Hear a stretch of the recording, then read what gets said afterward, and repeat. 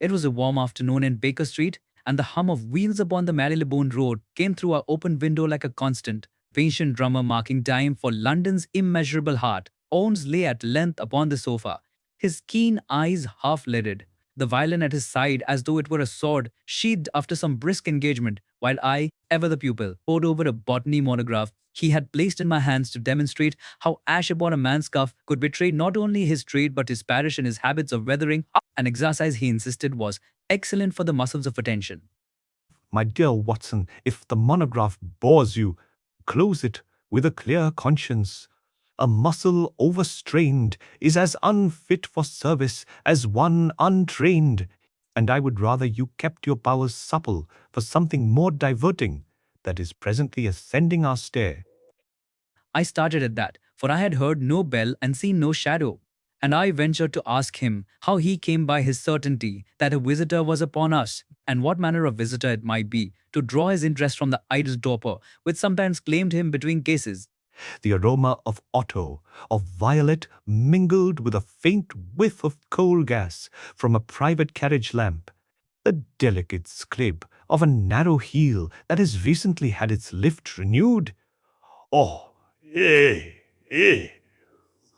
And a flutter of kid glove against broadcloth, the housemaid's breath caught twice at the landing, which she does only when a personage of consequence appears. In sum, is a lady of rank coming in haste with a matter she thinks romantic, but which the law would call practical, and I, for one, am grateful to romance for the practice it affords. Mr. Sherlock Holmes, Dr. being comet. Watson, forgive this intrusion at such an hour, yet the hour presses me more rudely than my conscience. I am Violet, Duchess of Ravenscar, and I am sorely plagued by a masquerade that has leapt the footlights to tread the boards of life, a masquerade that calls itself Prince Charming. The lady was tall, of commanding figure, yet with a countenance disordered by anxiety, and she held in her gloved hand a curious card of stiff white paste, embossed with a slipper so delicate that even its printed heels seemed ready to snap. Silver dust clung to the edges like frost. Pray be seated, your grace.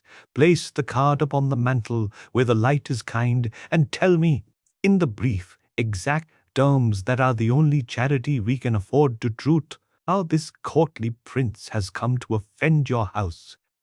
It began, Sir, with letters that promised deliverance from dullness and a reign of happiness that seemed penned by a playwright. They were addressed not to me, but to my niece, Lady Beatrice Ravenscar, who is of an age to dream and, I fear, to pay for dreaming. A masked figure calling himself Prince Charming contrived to meet her on the terrace of my London house after a charity ball and pressed upon her a crystal slipper pendant set with small diamonds. Last evening the pendant vanished. A second note arrived. You, Anna. And this time there was in it a threat that if she did not meet him, as commanded, at midnight by the Cleopatra's Needle, he would reveal matters that would destroy her reputation. Holmes turned the pasteboard under his long fingers, and the thin lips compressed slightly, like a violinist hearing a false note slip within a difficult phrase. And in that instant, I realized that what had stirred him was not a question of petty romance, but a scent of organized villainy dressed out in theatrical tinsels. Your grace, this silver dust upon the edge is not silver, but powdered tin from a cheap theatrical milliner. The glue is of a common French, make rarely sold in London except to costumiers. There is, moreover, a faint granularity that tells of flower stage confetti that has been trampled and swept. I venture we have to do with a person who passes with ease between the green room and the drawing room tower, and who knows that London ladies are most credulous when the footlights of imagination are upon them.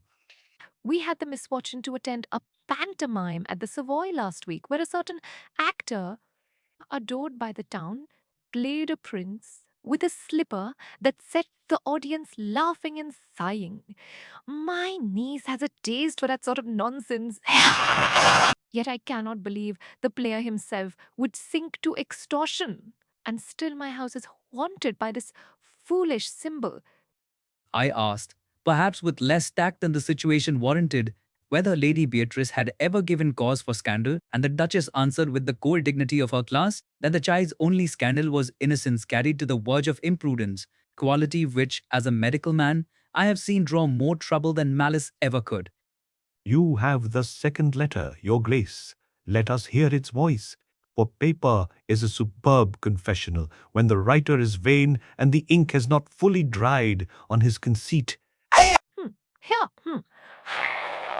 Sir, you will observe it is scented and that certain words are underlined with a playful hand. It commands Beatrice to come alone. To wear white.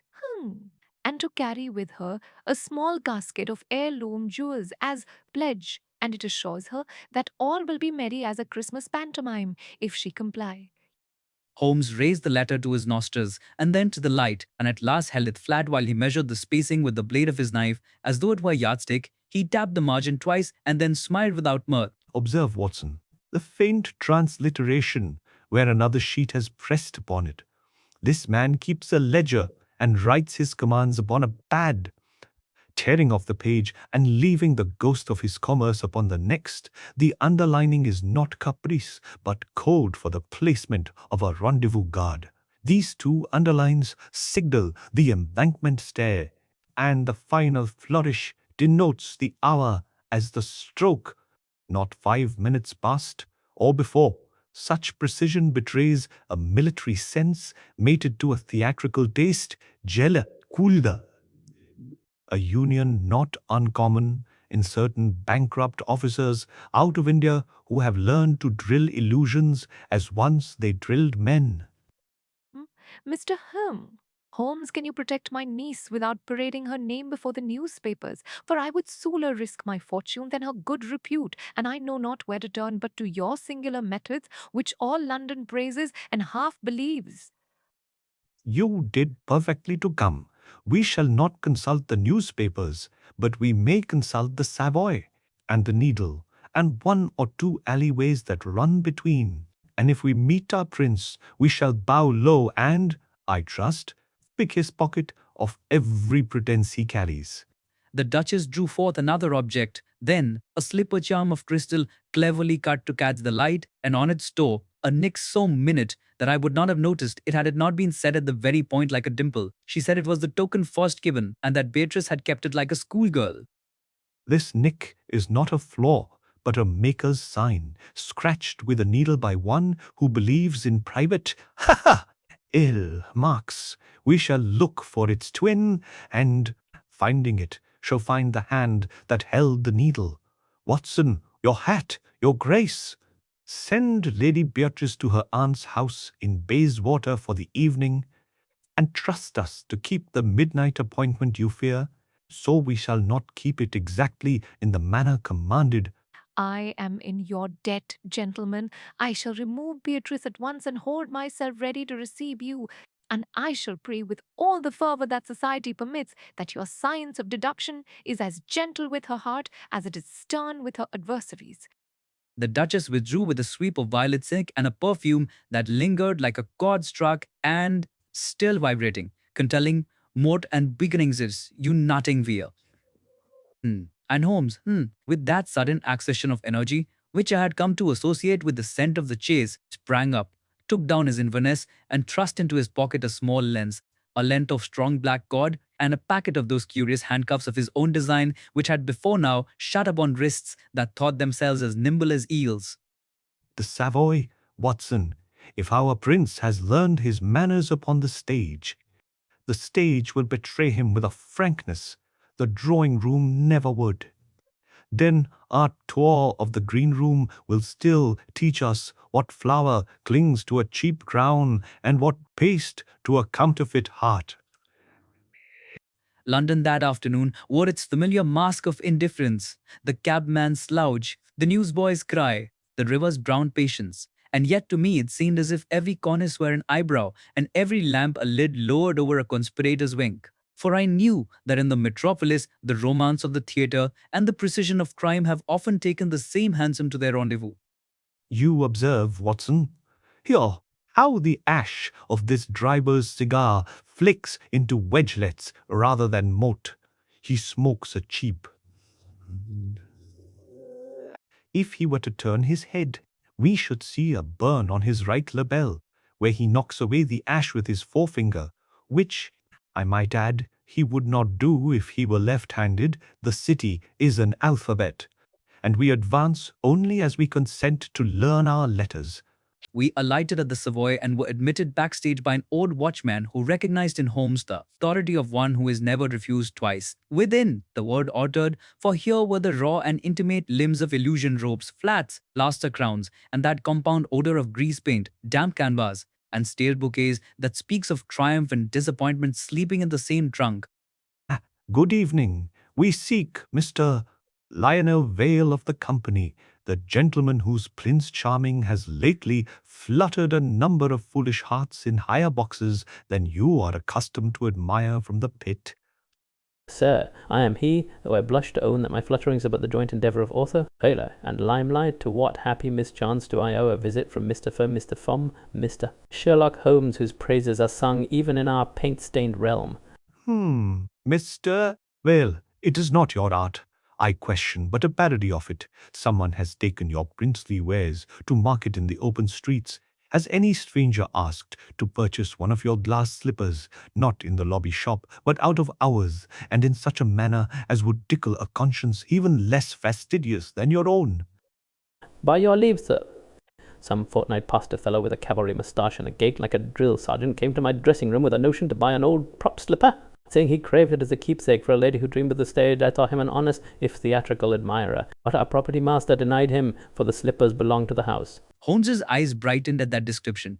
Aye! And he fingered the crystal charm in his pocket as if measuring it against an unseen pattern. Then he asked if there had been any thefts among the properties or a surplus of confetti, unlike the house's own. There was, sir, a sack of confetti gone astray 3 nights ago, and a dresser dismissed for pilfering flour for some prank. Also, there came to us a lady journalist seeking notes for a column on the morals of the theatre, though she had more of the student than the scold about her, and she asked very particular questions about how one gains entry to a grand house under a mask. Her name, if you please, and whether she wore upon her wrist a narrow black ribbon, such as certain ladies of the pen affect, because it holds a pencil nimbly when the hands are otherwise engaged.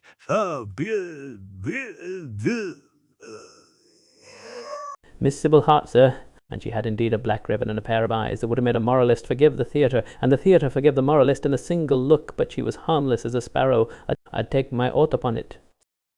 We thanked the player and turned to go, and as we passed the property room, Holmes knelt without ceremony upon the scuffed boards and with his lens examined a line of tiny scratches that the most domestic groom would never trouble to observe. He plucked from a crack a grain of something that glinted dully. A shard from a cheap crystal mould, and a powdering of tin. Our prince has shod himself here. Now, Watson, to the embankment before the lamps are lit, for a staircase keeps better counsel by daylight, and the river speaks more plainly in the afternoon than at midnight, when rogues suppose it asleep.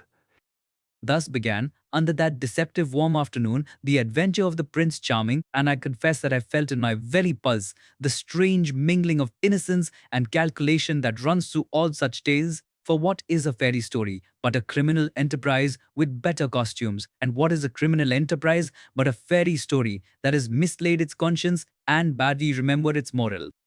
The Thames lounged beneath the embankment like a sated python, its coils catching pewter gleams where a pallid sun worried the surface. We descended the stone stairs by Cleopatra's Needle, and Holmes went on before me with the remorseless patience of a pointer taking scent after a rain. The wind bore upward the odor of tar, stale bread from a hawker's cart, and the indefinable sourness of damp stone where many feet have hesitated. Note, Watson, the chalk marks upon the third riser from the water, not the idle doodles of a child, but a system. Triangles, bared tip to tip, and here a circlet intersected by a dash, thieves' cant imported from the continent, recently naturalized among certain London cracksmen who fancy themselves men of letters. I peered, and though the scraws seemed innocent as a schoolroom slate left unattended, the arrangement, 2 triangles pointing east and west, and the circlet, like a stubborn sun held on a leash, cast a discomfort upon me as though I had deciphered a whisper not meant for my ear and found there my own name. East-west denotes the play of watchers in pairs. Sure, while the circlet with a bar declares a deposit, our prince commands not only the lady, but her casket. This stair, then, is both rendezvous and purse, a careless convenience that will serve until the police grow interested. I think we shall rob him of the experiment tonight and provide him a debut he did not rehearse.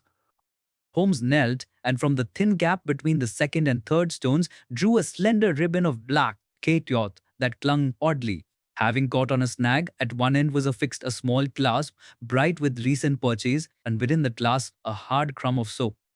The ribbon of our lady journalist or her cousin, the soap is a better witness. It holds in its heart the faintest print of a cipher traced by a damp finger and left to dry.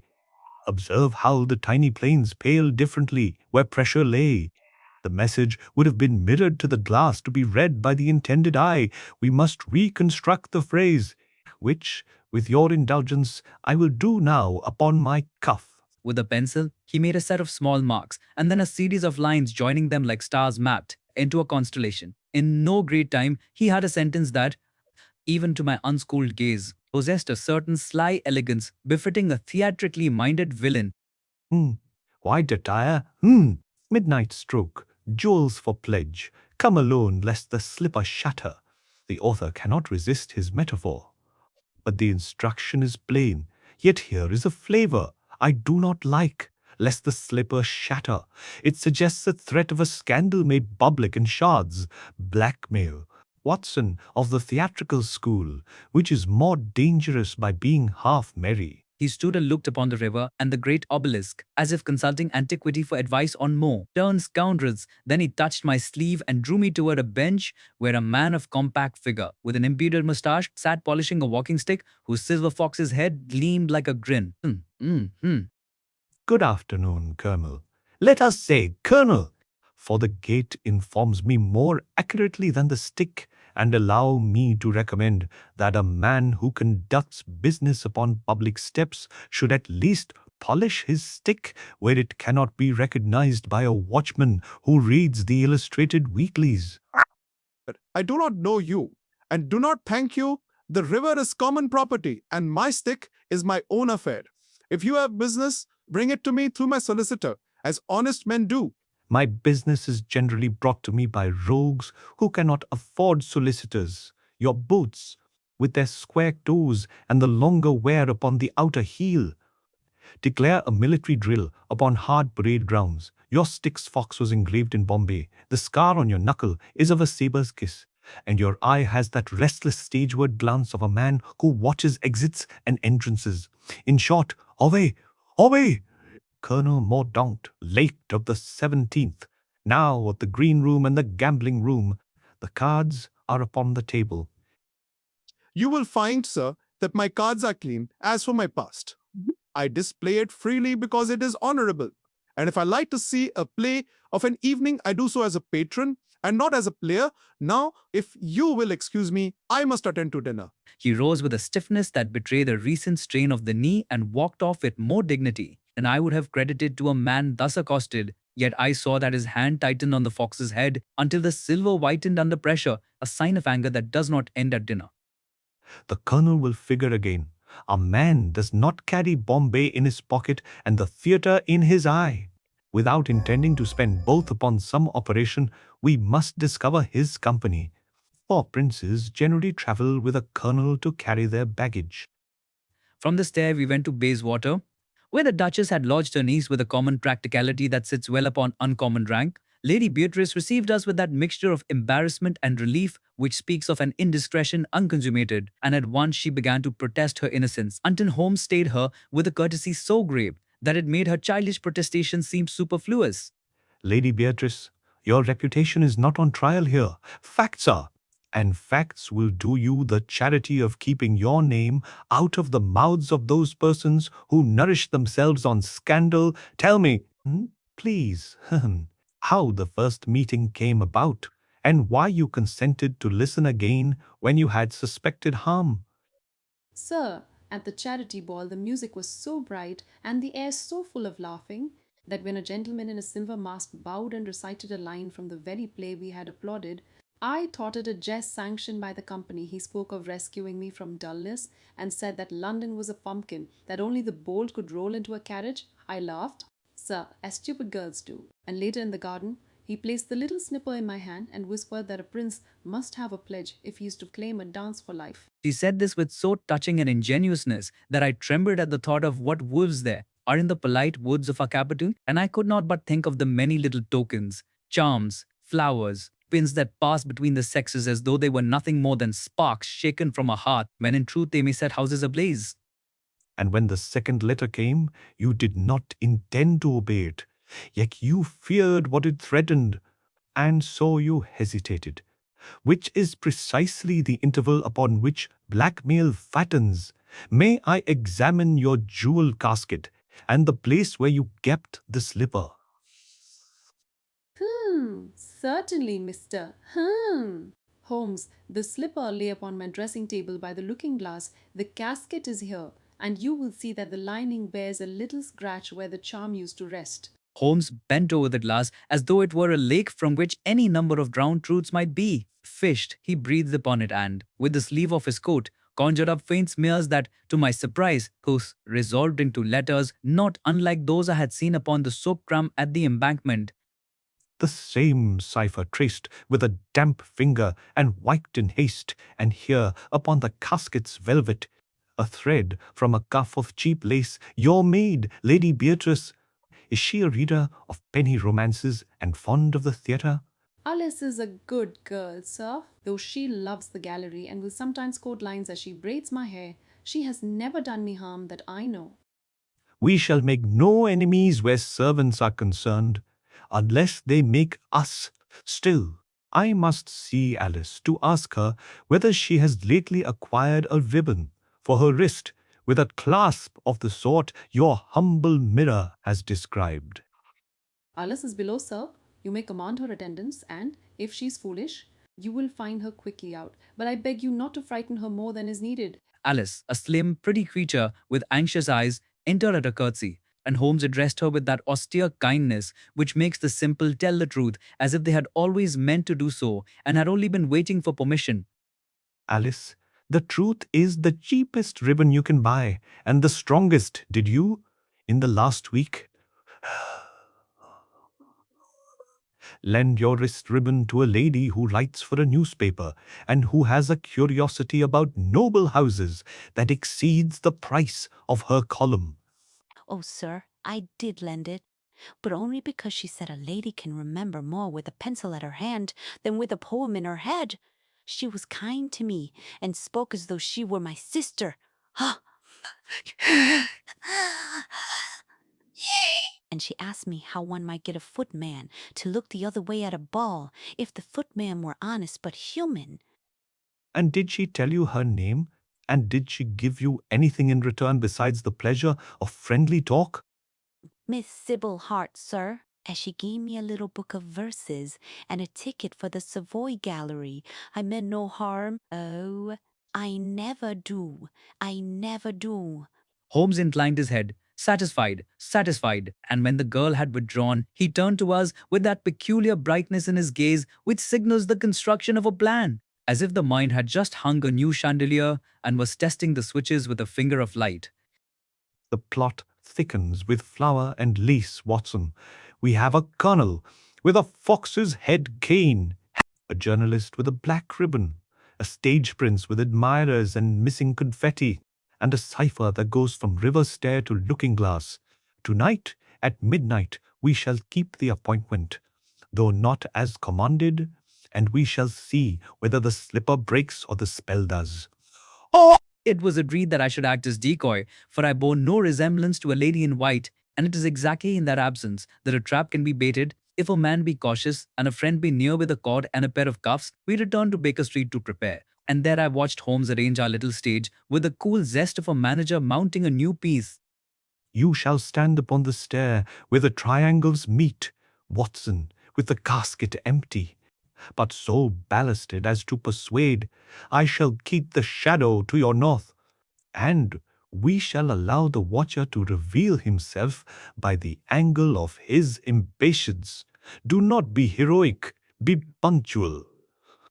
Poor at midnight found us in position. The river lapped and the stone breathed its damp for long minutes. No, thing occurred, but the swell of the tide and the far-off walls of some late house where the party long outstayed propriety. Then there came a rustle as of silk, denied a stage, and a figure in a pale cloak, slim and masked, stood at the top of the stair like a thought that has gone too soon. Gentlemen, you are not a lady and you are not alone. And yet you have brought the casket like obedient boys playing rogues. I advise you to dismiss the shadow, Mr. Holmes, or else to employ me, for I am not the enemy you think. Miss Sybil Hart, you could not hold your tongue even if the plot depended upon it. Tell us quickly how you come to parley on the wrong side of the proscenium, and why I should not summon Lestrade to grant your column a freshness it seldom enjoys. Because, sir, the prince you hunt threatens ladies who will never forgive the police, but might forgive a pen. And because I have traced him to a ring of gentlemen who gamble away fortunes they do not own and recover them by charming pledges out of innocence, let me help you, and I will earn, for once, a headline that is honest. Her voice carried an edge of fearless mockery, and yet a gravity that made mockery seem a form of coup. Oh, rage, Holmes. Coup prizes evidence, but also admires style where it supports truth, lowered the hand that had gripped the cord and inclined his head a fraction. Speak, then, and be advised that the river is stingy with second chances. Name your prince and his throne. His nom de bal is Prince Charming, his true name, so far as any man with 3 club memberships has. A true name is Sir Alistair Mordaunt. His quartermaster is a soldier who left his honour in Bombay. His theatre is the Savoy when the lights are up, and Holland House when they are down tomorrow nigh.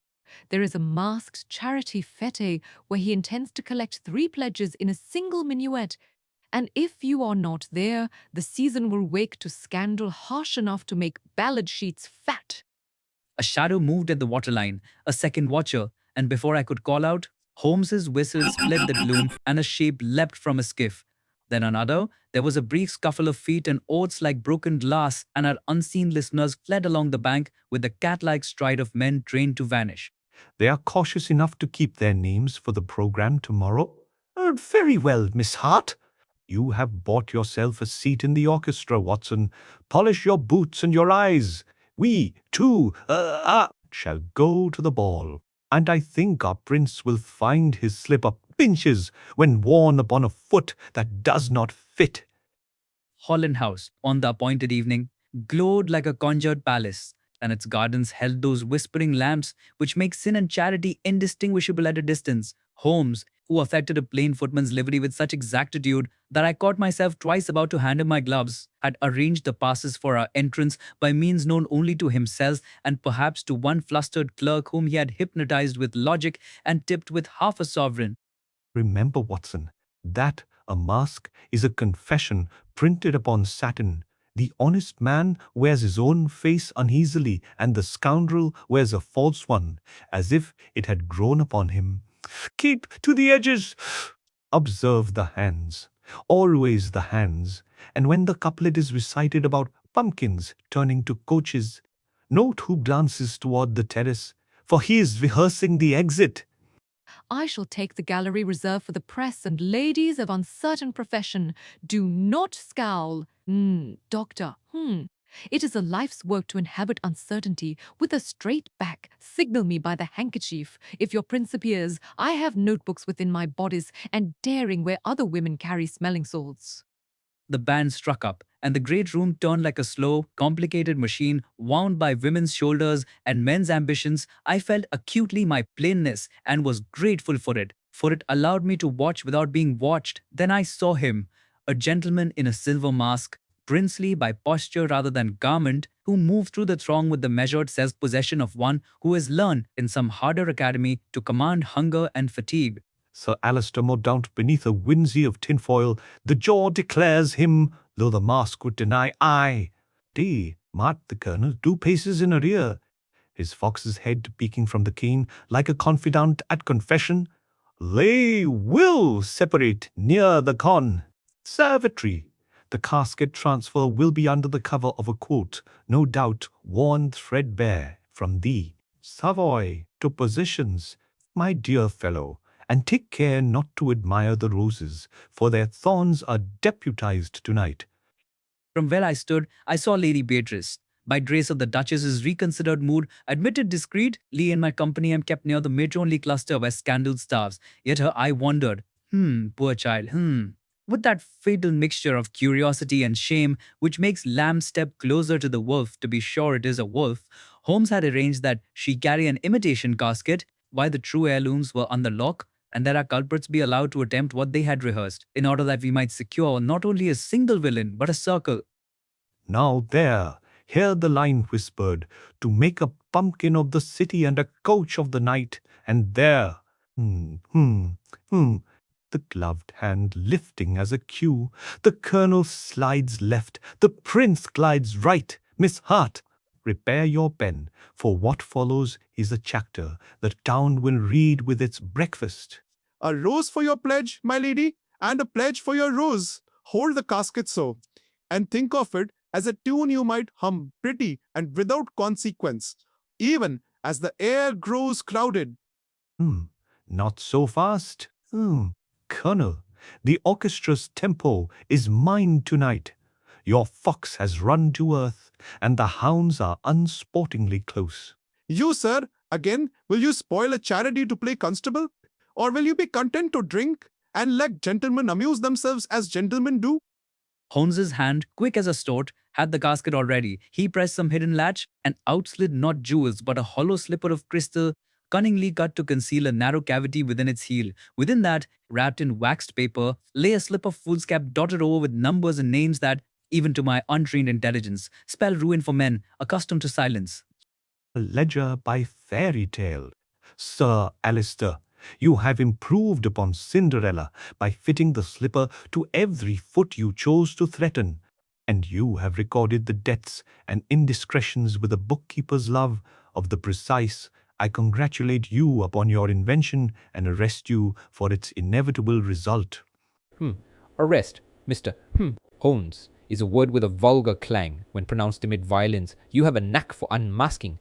But do you not think that the ladies you protect will weep when the newsboys bawl their secrets for a penny and a laugh? I think, Sir Alistair, that the ladies will sleep after a brief weeping, and that you, meanwhile, shall discover how iron fits where crystal failed. I have sent for Lestrade, who, though he lacks my taste in music, has a baton the law is proud to acknowledge. Gentlemen, if you please, and nost is to save my turf. A word in the ear. Lestrade will be faster if the carriage gate is kept clear. I have bribed the porter with my reputation, which he found surprisingly negotiable, and the police may come in like invited guests if we do not tarry upon the doorstep arguing about the etiquette of arrest. You not take my master with a woman's help and a doctor's bag. The fox has more holes than you ha. Wheat wraps. And we know them in our sleep.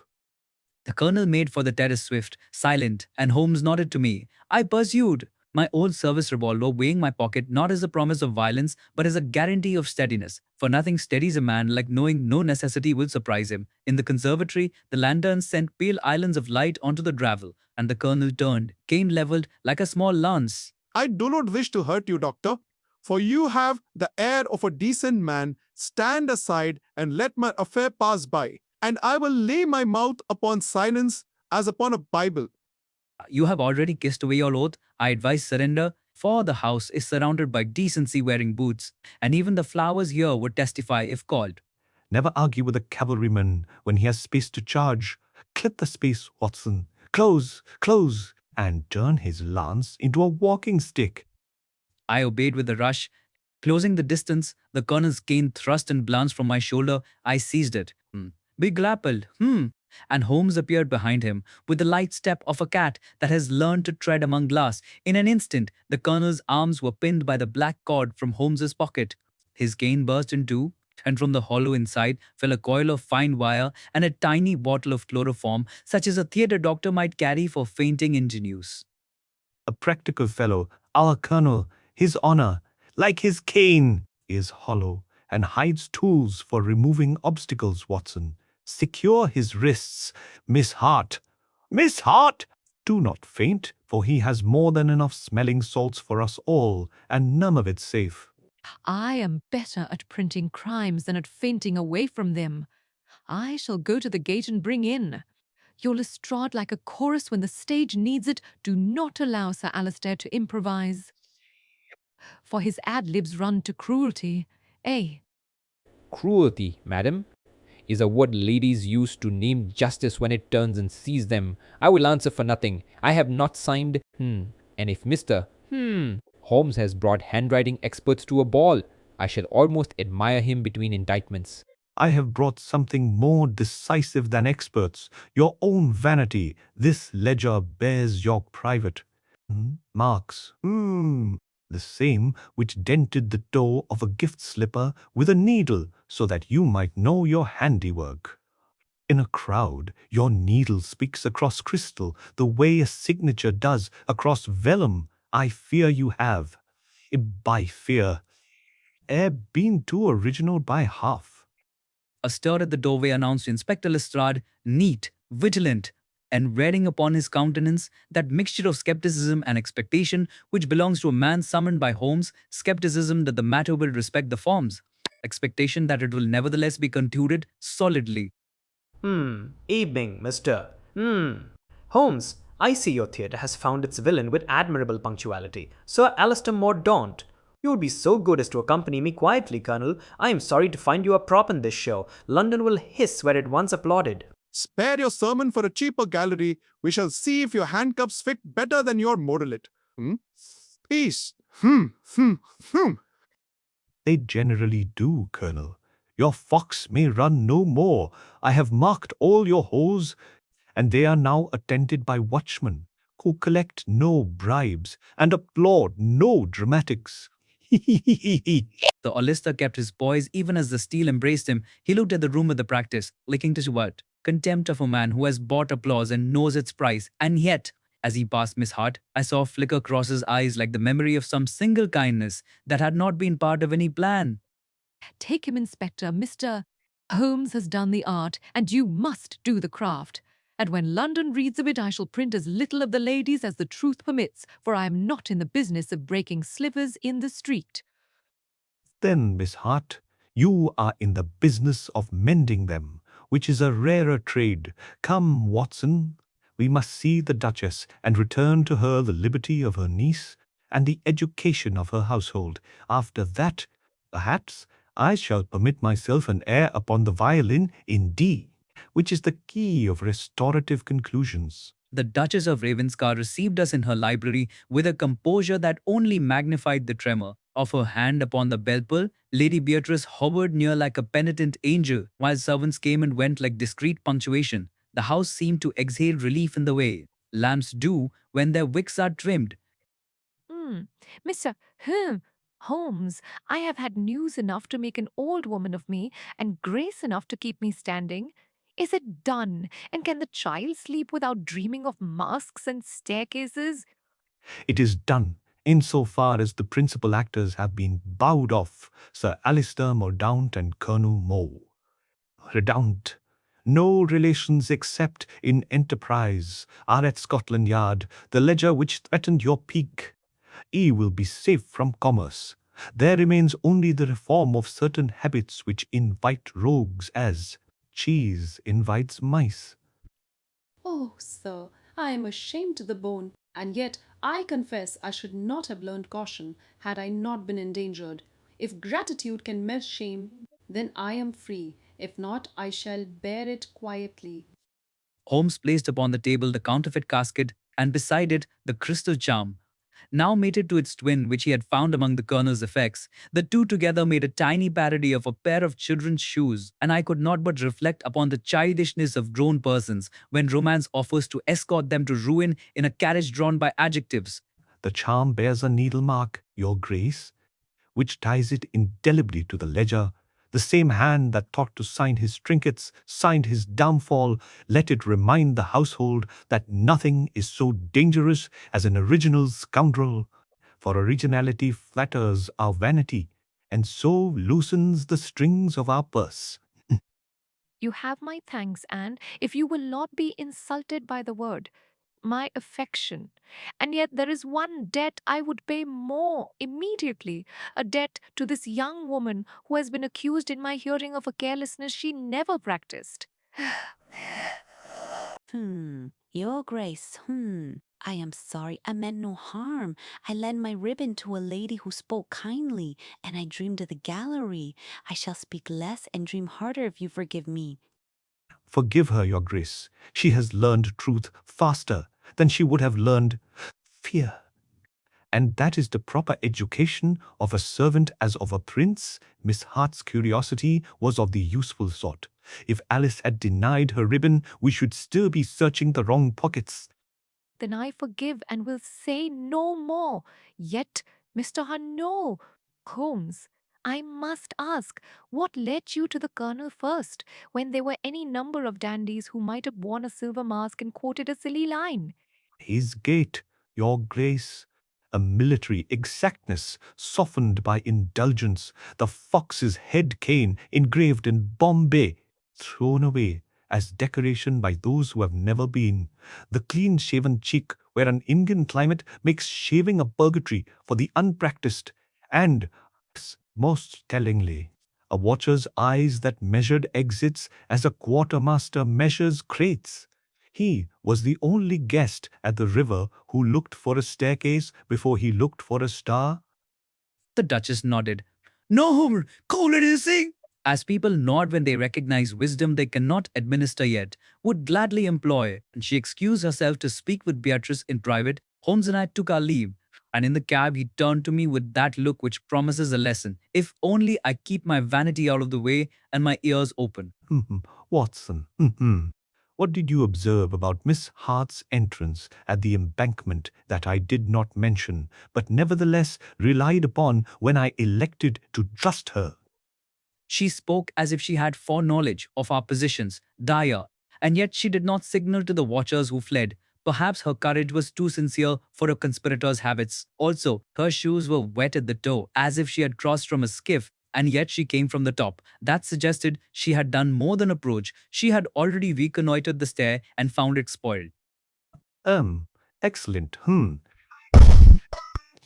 My dear fellow, the wet toes spoke more loudly than her eloquence, and there was the ribbon clasp with soap we found earlier. They seldom sell those to men who blackmail ladies. All pointed to a woman of inquiry rather than of intrigue. We returned to Baker Street where the kettle sang and the violin waited. He took it up and played so, F'ly, a series of notes that rose like childhood recollections and then fell. At peace, he paused and smiled in that rare human way that makes him, for an instant, less a machine of logic and more the man who cherishes his friend. Do not despise these little dramas, Watson. They are the steam that drives the engine of human motive. But I confess I prefer the clean click of a fact seated properly in its notch to the size of a duchess. The morning will bring newspapers, and we must prevent them from making a pantomime of our police. Speaking of newspapers, gentlemen, may I report a trespass upon domestic felicity to return a ribbon to a conscientious maid and a debt of thanks to two men who keep London's masks from eating its faces? She stood at our door with the boldness peculiar to honest women who have chosen an immodest profess. Yawn. Holmes bade her enter with the courtesy he never denies to merit. She laid the ribbon upon our table as a soldier lays down a medal, lightly and with pride. I have written my piece. It names no lady, it praises no villain, and it credits the police with all the craft, and Mr. Holmes with all the art. If you object to the balance, I will rebalance to your taste, but I would rather keep my integrity than my post. Keep both. The truth is often more saleable than the lie, when one can afford it. Tell me, Miss Hart, why you took such risk as to dance on the very edge of the colonel's watchfulness, without the comfort of a warrant to hold you if you slipped. Because I am tired of reading tragedies in which the innocent are scolded and the clever are admired. For their cleverness I wished once to admire sense and scold wickedness, and if I may say so without impropriety, because I saw a Lady Beatrice, a girl whose foolishness resembled mine at 17, and I thought I could pay back a debt to a world that had been unreasonably patient with me. Holmes listened gravely and then, in a gesture rare for him, bowed as if to an equal on a field where the rules were unwritten. I felt in that moment a stirring of my own admiration that had less to do with the drama of the case and more to do with the quiet heroism that occasionally flowers in the soil of London's ordinary streets. If you keep to that creed, you will be unpopular in certain circles and immortal in a few. Do not permit editors to subtract your courage with their blue pencils and Watson, do remember that a deduction is only a kindness when it saves someone pain more than it causes embarrassment. He turned again to his violin and Duos violin, and for a while the room held nothing but music and the faint crackle of the coal. Outside, the city sighed and went on being itself, surly, magnificent, credulous, cunning, until a rap at the downstairs door reminded us that reputation is a vigilant creditor and often demands payment when the piece is barely over. Mr. Holmes. Drop the tidings. Sir Alistair has attempted magnanimity, offering to name names if we would permit him discretion. He underestimates the appetite of justice for such banquets. I thought you would like to know that our man intends to turn fairy godmother in his cell and conjure a pumpkin carriage for himself. Decline his invitation, Lestrade. He will give you all without bargaining when he sees that his glitter has ceased to dazzle. Assure him that the one mercy the law extends to men like him is the mercy of procedure, which is indifferent to charm. As succinct as a warrant, Mr. Dodd. Holmes, I shall leave you to your music and your morals. Good night, doctor, and nurse your shoulder. A cavalry cane leaves a bruise that enjoys its own company. Lestrade departed, Miss Hart at his side to secure the dull particulars that make lively copy. Holmes set down the bow and turned once more to me with that half-smile, which is his reward to my endurance and perhaps my only fee. You executed your part well, Watson. You closed with the Colonel precisely at the syllable, when rhetoric would have been fatal. I could not have done better myself. Though I might have done it earlier, which would have spoiled our evidence. And now, if you insist upon learning, you shall tell me what the two underlines in the note signified, besides the stair position. These signified, I believe, the presence of two watchers rather than one, and the necessity to occupy both with some rival spectacle, which Miss Hart provided simply by existing where she ought not to have been. Admirable, my dear fellow. You grow. Soon I shall be unemployed, or worse, celebrated beyond usefulness. To bed now, and in the morning you may write your chronicle, which I shall not read, and yet somehow always respect. The days which followed had that curious quiet which overruns London after a public scandal has been neatly avoided. There is a silence made, I think, by the absence of gossip that might have been. The Duchess sent a carriage of orchids with a note as restrained as an epitaph, and Lady Beatrice wrote to Miss Hart asking for a copy of the article in which no one was named and everyone was saved. Observe, Watson, how the world is content to forget the very tragedies it thirsted to hear, provided it may applaud its own discretion afterward. The public is a narrator who leaves out the inconvenient chapters and credits itself with the moral. We, fortunately, are bound to a stricter memory. Sir Alistair, as Lestrade later informed us, confessed with a prolixity that would have done credit to a novelist paid by the line. The Colonel remained staunch and sour, but his pockets gave up a great many small instruments which, connected together, made a school of deception so well equipped that I marveled we had caught it with so little injury. Your man sang, Mr. Holmes, in the bass of a gentleman and the treble of a coward. He gave us names, accounts, and a list of future fetes he meant to harvest. For once I shall go to a ball to cancel it, and I will dance with every hostess to prove the police can turn better than a rogue. Hey, dance with care, Lestrade. The law's toes are tender, and remember to send the Duchess her jewels after they have been stared at the proper length by the proper authorities. But property loves admiration almost as much as its owners do. I thought you might like to see the published piece. And they, gentlemen, I kept the headlines solemn and the ending neat. I exercised to the full the right of the press not to ruin girls, to demonstrate the vigor of its type. She laid the paper upon our table with a modesty which showed her pride more becomingly than any said claim. Holmes scanned the column, smiling at the points where the facts were plain and at the places where art had softened fact with hope. Would bending it, the city would read it over tea and feel moral without being wounded. A rare conjunction. I don't mind you. You have told more truth by not telling all of it than many men manage in their confessions. Take ka! Re-success is dangerous to the conscientious because it tempts them to attempt two honest things at once. Do not try.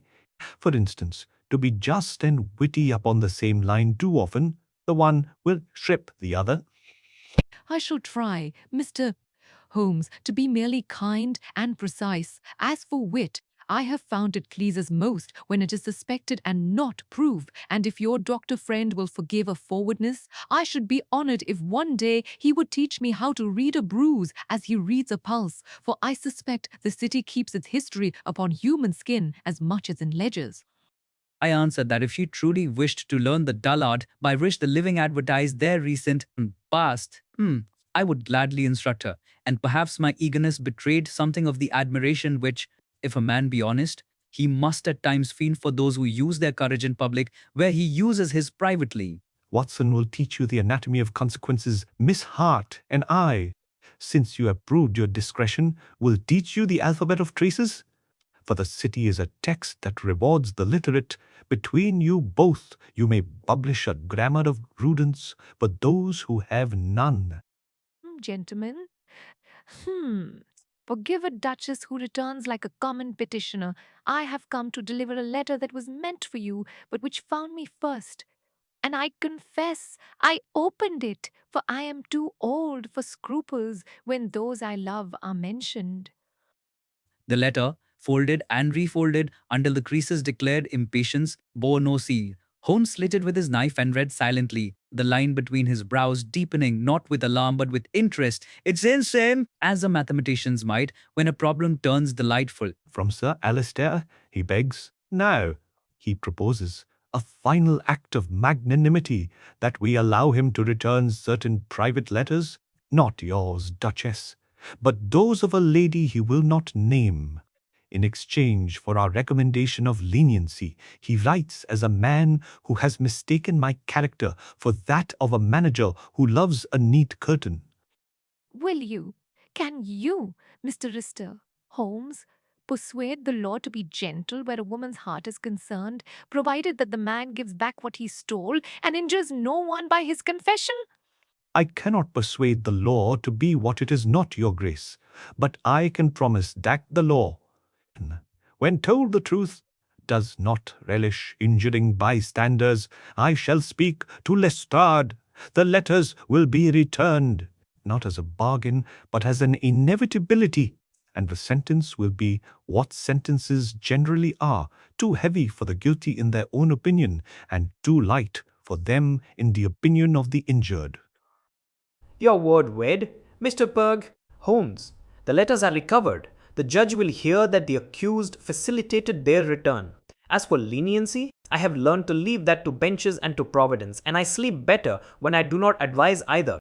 Thus concluded the principal matter. The city digested it as it digests all, with a brief fever and a long calm, yet for us, as often happens when the curtain drops, the real lesson began after the applause, and it was I who received it, with a humility not entirely common to my nature.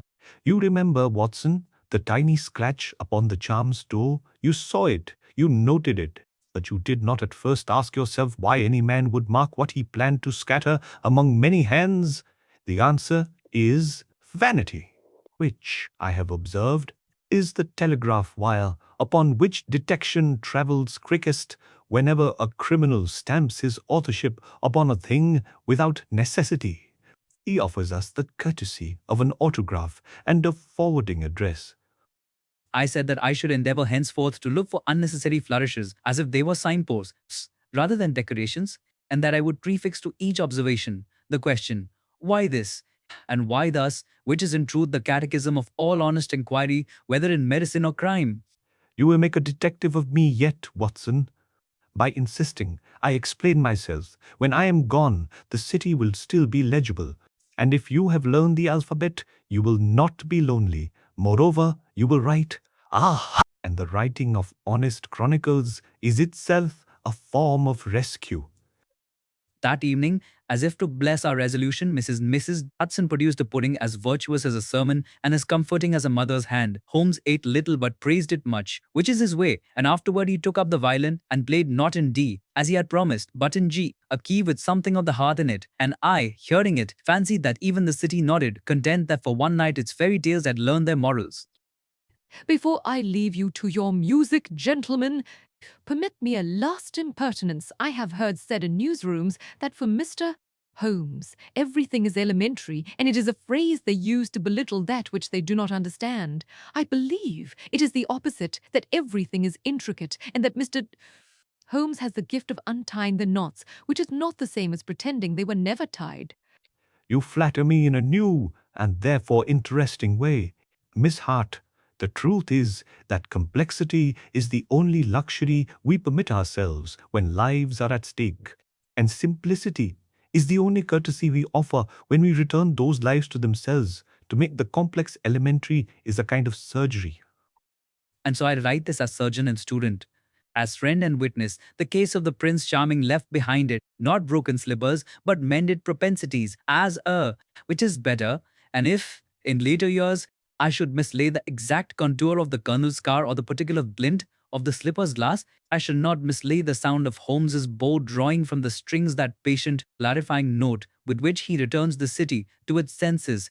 Come, Watson, the night is honest again. Let us walk a little. Where the air has that early autumn crispness which pleases logic, and there is always the chance that a new visitor, perfumed with the promise of complication, is already ascending our stair.